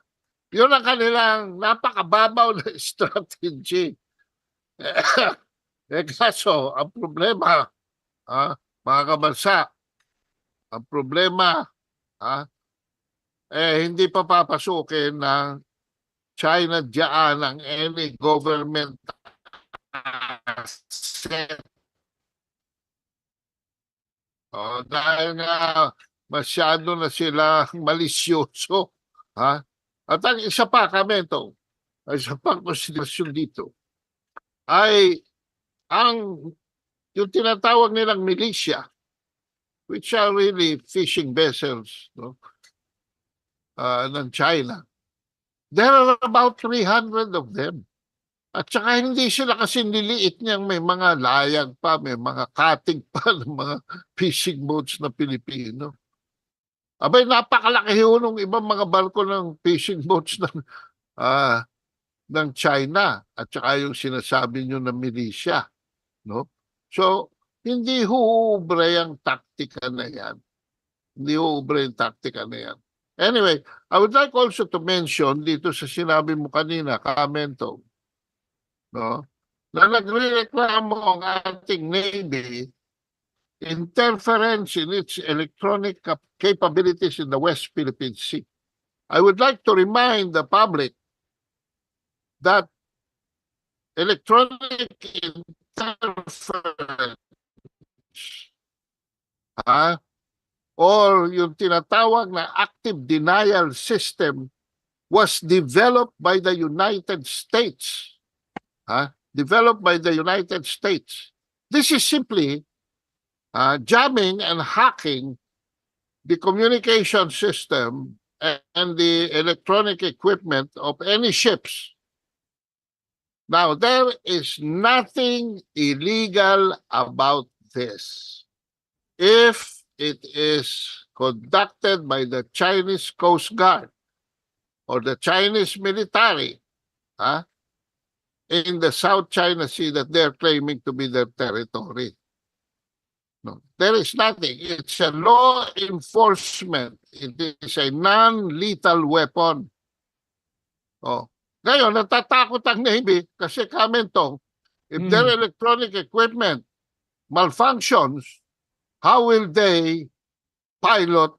How will they drive, no, their boats?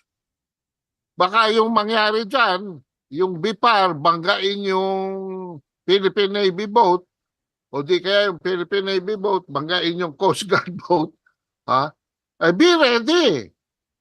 Binibigyan na kayo ng ayaw nyo kasi makinig Pala yung palusot ninyo Kung ano-ano pa mga kasinungalingan ang ginagamit ninyo, the so-called illegal acts ng Chinese. How can there be illegal acts of the Chinese in their own sovereign territory? Are you crazy? Niloloko nyo kami. Kami mga publiko ay binubudol-budol ninyo sa mga disinformation ninyo. No? How can that? So they are within the right. They can enforce this and they are merely, I am assuming they're doing it. No? Why? To already warn our assets na, hoy, nakarating na kayo sa kasukdulan. Tama na, sobra na, itigil nyo na. Kasi baka mamaya ang gawin nila dyan, pagbangga-banggain yung ating mga assets. Pag nangyari yan, magmumukha lalo kayong katawa-tawa dyan. Dahil kayo will be sailing, hindi kasi pwede Mentong mag-sail, lalo na kung gabi o madilim o merong challenge sa climate, no? May weather of precipitation, may ulan. Hindi pwedeng mabulag ang isang barko. Pagka tinira kayo ng active denial system na mga Amerikano ang nag-imbento, and obviously, I am assuming that the Chinese already have it. No? Tumigil na kasi kayo. Dahil sabi ko nga, the best way to deal with China is not across the high seas, but across the negotiation table. Oh, hindi ba across the negotiation table nagkaroon tayo ng fishing code of conduct with China na binayolate natin? Ha? Hindi ba through the negotiation table and across bilateral negotiation na operan tayo ng China at nagpirmahan pa ng Memorandum of Understanding for a 60-40 deal on the Reed Bank oil exploration? Marami pa. I was suggesting sa meeting namin kanina na Mentong na the Chinese can even help us develop our own deep sea fishing capability. Why am I suggesting this? Kasi nagkakagulo tayo rito sa South China Sea. And yet there is the Pacific Ocean on our east na solo natin. Wala tayong ginagawa to develop and harness the fish that are in the entire extent of the Pacific Ocean that is fronting our eastern side. And better yet, we were given 300, hindi lang 200 nautical miles, mga kabansa, but an additional 180 nautical miles, by the United Nations. Diyan may klaro tayong award na yung Benham Rice ay atin, all to the extent of 380 nautical miles. Pero wala ko naririnig na massive fishing enterprise on the eastern side of the Philippines. Mabuti pa rin sa area ng Davao, Cotabato, doon sa Celebes Sea, sa ilalim, may active fishing. Pero dito sa Pacific Ocean, which is ours alone, tayo lang may-ari. Wala tayong ginagawa. Bakit? Wala tayong kakayahan. Because the waters on the Pacific side is a little bit more treacherous. But if we have the equipment,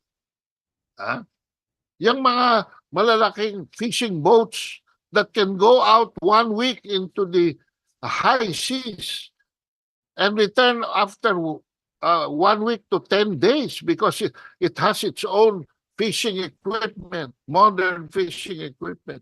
It has its own, how do you call this, cold storage facility, system. It has its own sophisticated communication system. Sino makakatulong sa atin dyan? Amerika ba?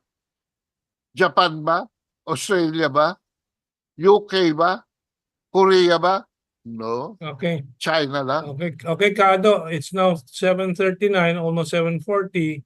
We'll be getting ready for the raffle at 7:45. So yung ating mga kasama po dyan na hindi pa po naglilista, please join para magandang kulay ng ating gulong ng karunungan, yung tambiola, hindi tambiola po, yung gulong.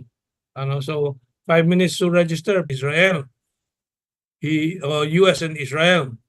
He burned himself in front of Israeli embassy, shouting, "Free Palestine, unimaginable." That is our next subject matter. But before that, let us select some good and interesting comments po. Marami po dito.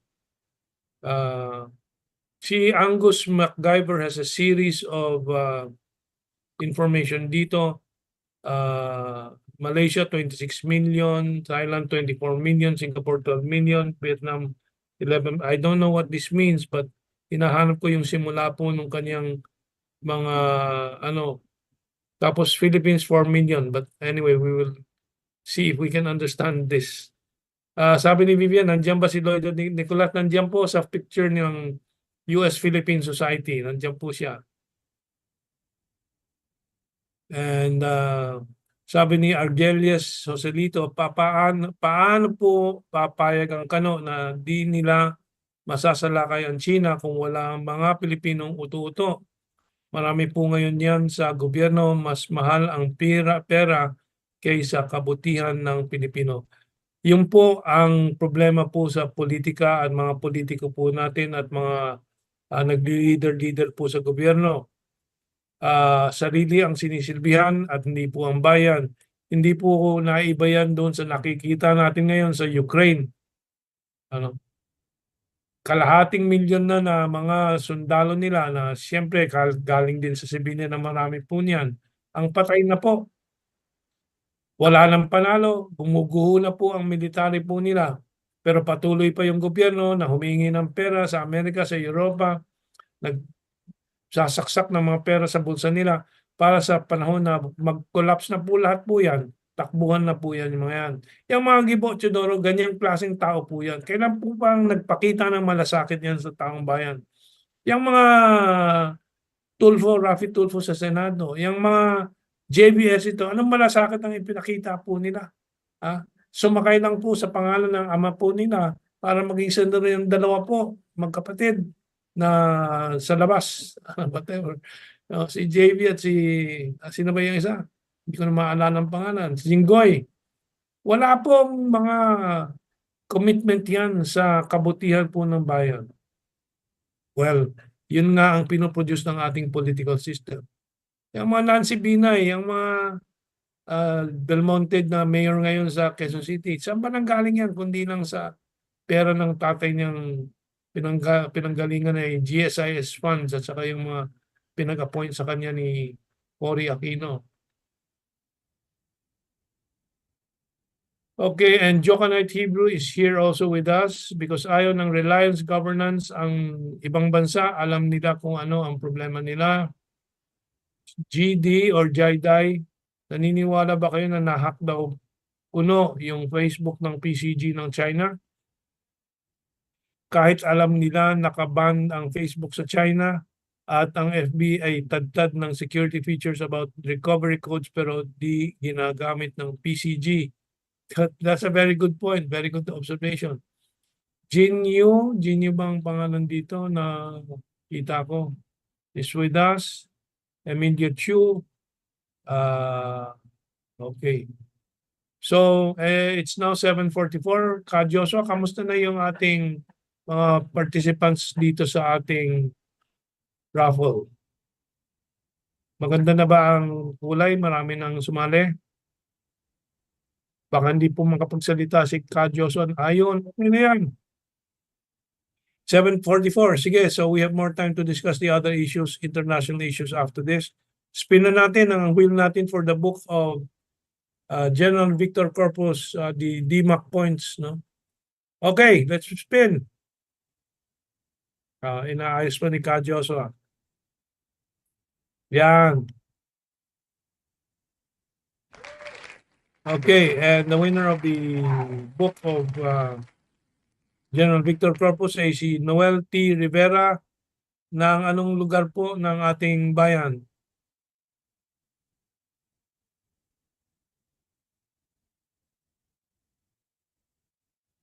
Ano? Las Piñas. Okay, malapit-lapit po ang delivery. Noel T. Rivera. Okay. Consolation prize. Sinong consolation prize natin winner today? Spin again.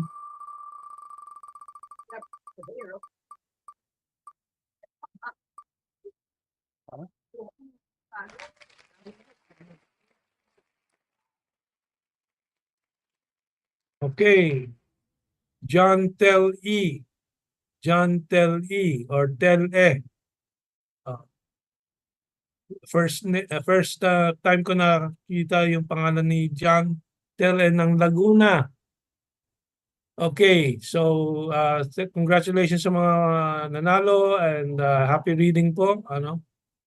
Okay, si Kado nawala sandali But let's go on to the next topic na ng discussion po natin. Yung si Ginoong Aaron Bushnell, active duty airman who set himself on fire in front of the Israeli embassy in Washington, D.C. And sinimulan po natin ang programa natin ngayong gabi mentioning this incident and our admiration, our worship of the new saint for peace and justice in our world and in human history. Si Aaron Bushnell, nagsakripisyo po ng buhay po niya sa isang pinakamasakit na paraan na pagpaalay po ng buhay po niya para sa hustisya sa mga Palestino sa Gaza Strip. I tried to review... Mentong, Yes, Kaado, go ahead. just short lang, no? I predict that this will be the start of a protest campaign within the US military, katulad nung nakita natin sa Vietnam War. Mahirap kasing explain sa mga peace-loving Americans kung bakit sila pumatay na ng 30,000 na Palestinian men, women, and children. At ito ay covered ng television. Just like in Vietnam, nakita kung paano ang mga Amerikano nagmamasakera the Milay incident.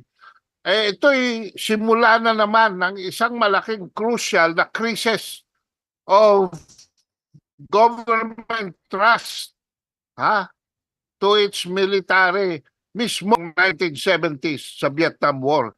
Nakakalungkot ka, Mentong, that the United States has not learned a lesson from its past. Yes, and so ito ay isang leksyon din na hindi po pwedeng tayo maging anti-American kasi maraming Amerikanong may puso tulad natin, may buhay tulad natin at marunong po makiramdam, marunong makipagsimpatya at marunong ng tama o mali sa mundo po natin. And ipinakita po, parang binabawi po ni Aaron Bushnell lahat ng kasamaan ng ginagawa ng gobyerno ng Amerika, ng Estados Unidos sa mundong ito. Parang binabawi niya lahat ng kasalanan ng gobyerno ng Amerika sa mga gera po sa buong mundo sa kanyang sakripisyong ito. So, saludo po tayo and this should push us further to work for peace on earth and goodwill to all men. So it's an I would just like to clarify, Mentong, yes, that our opposition here is against the very bad and evil policies of the American government and the American military. We have no case against the American people. My goodness, nandyan ho mga anak ko sa Amerika. Nandyan ho mga apo ko. Nakita ko in my 30 years na pakikipsalimuha sa mga Amerikano na napakabuti ng mga tao dyan, matulungin. Pagdating pa lamang ng pamilya ko sa Amerika, alam mo, Mentong, dinala na kagad ng bulaklak ng mga kapitbahay at cake. Yan ang kanilang welcoming, very, very hospitable din ng mga Amerikano. Pero wag lang kayong pupunta siyempre sa LA, sa Bronx, sa Detroit, at saka kung sa mga inner cities. But in most of the United States, the people are just like us. We love peace. We want progress. Pare-pareho ho tayo. We want development so that our incoming generations will live comfortably and happily in their lives. yes. Comment. May magandang comment dito si Coco Maximo. Sabi niya, speaking of Ukraine, pinas na ang Ukraine 2.0. Presidente kasi si Volodymyr Bongetsky, nabangag. Okay. Well, this is really the tragedy. Yung mga nababanggit po natin, sila Tariela and the American Boys, yung the writers, like sila Jabad Haydarian, sila Maria Ressa, and all the long list of people that are working with the Americans to make us into Ukraine 2.0. At hindi pa ba sila po magbabago after the sacrifice of this Aaron Bushnell? At hindi, kasi natali na po sila doon sa commitment nila, sa career po nila, sa pera po nila, at doon sa mitolohiya na meron silang ipinaglalaban kasama itong American government at American ruling class. Ano? So this is really the saddest part of talking about these people, some of whom we know. Ano?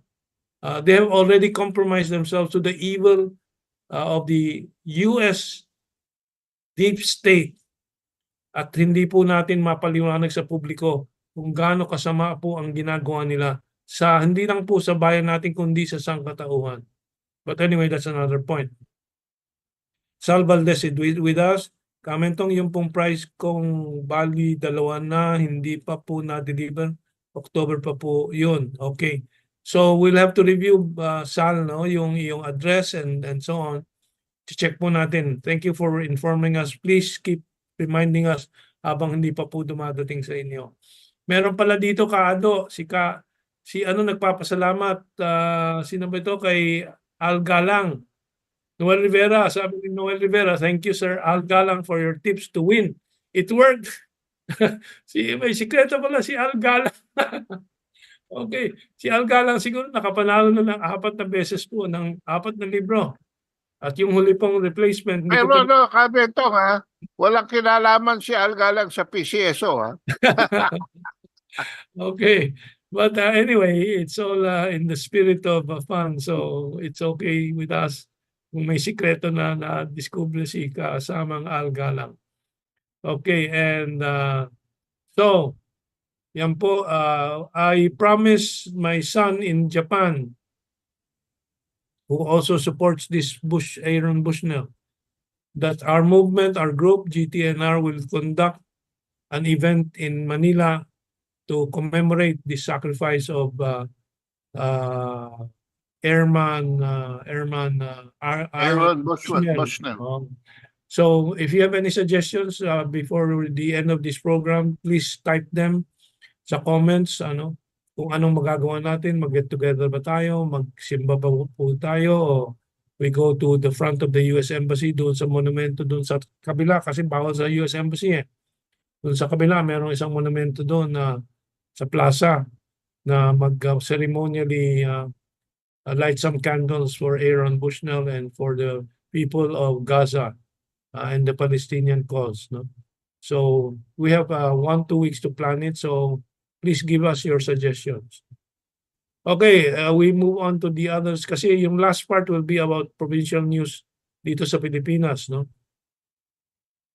But the next one, yes, Kado. Ito kay John Reiter, please discuss this, Kabeto. Yeah, that's why this is the next thing that I'm posting here, and it's relevant also to the sacrifice of Aaron Bushnell. John Reiter commenting on China's speech at the United Nations General Assembly, I think, or Security Council ba?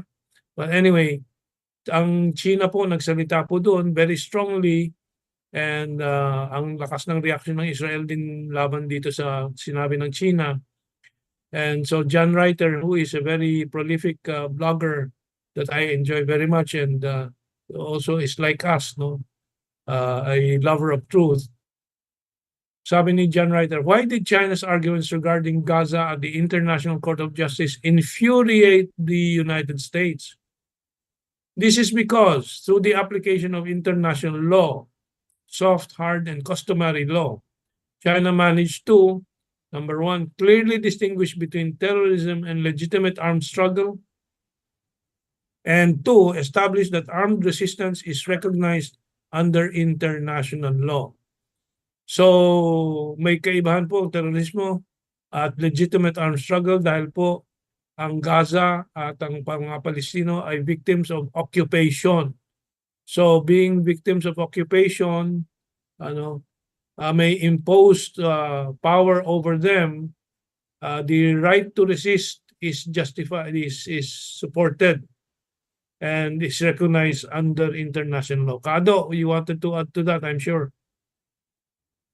Yeah, because katulad nung nangyayari doon sa pronouncement ni President Digong na binueltahan siya ni Ed Anyo at saka ni Gibo Chodoro that any secession daw will be met with force, no? This is a lesson to our government officials na medyo mag-aaral naman kayo.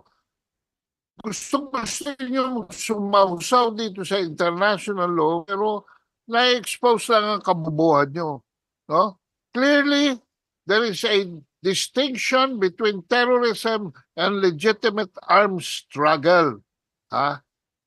International law considers it a right to self-determination and in pursuance established that armed resistance is recognized under international law. So wag kayong padahos-dahos diyan, no?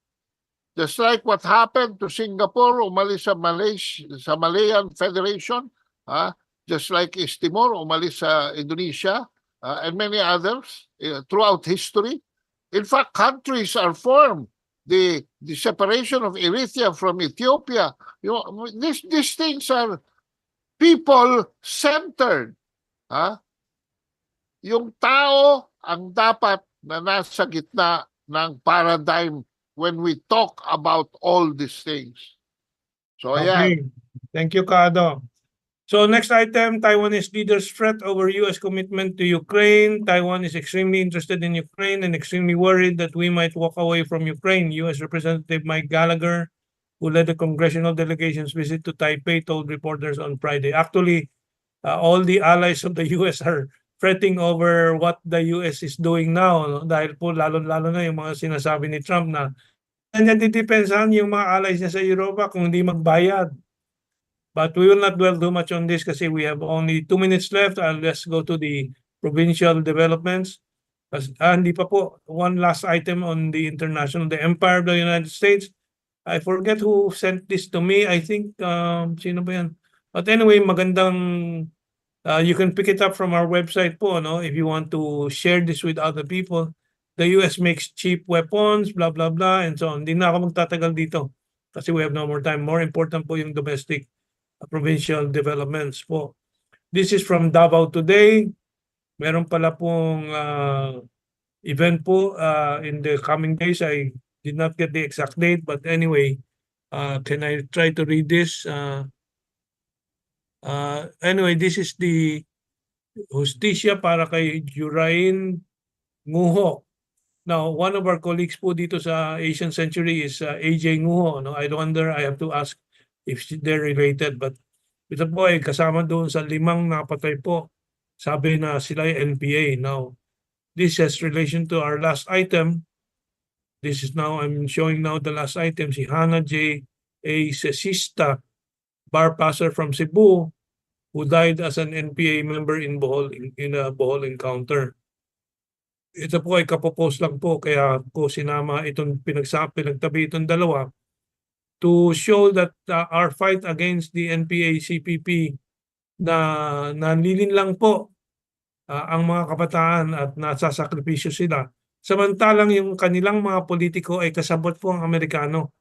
Kaya po at kasabot ang oligarchs, kasabot ang mga politiko, kaya po sila ay nakakapwesto po sa Kongreso. So I want to remind people how complex these operations of the Americans and the destabilizers are. Kaado, it's 8 o'clock. It's our last few seconds. Kaado, ikaw na munang magpaalam. Well, maraming salamat po sa inyong pagtangkilik. Magkita-kita ulit tayo sa Miyerkules. And even before that, sa Linggo, meron ba tayong forum sa Sabado, Mentong, o Biyernes? Well, nahihirapan ako mag-schedule dahil marami pa pong activities. Maybe next week po yan, but we will see. Tomorrow we'll make the final decision. So ito po ang inyong lingkod, ang maestro, paglinawan, nagpapaalam na. Thank you, Mentong. Maraming salamat po. Mag-ingat po kayo sa kalusugan po ninyo para lalo pong humaba po ang ating pakikibaka para sa katotohanan, justisya at kabutihan po ng sangkatauhan. Mabuhay and have a good week ahead of you.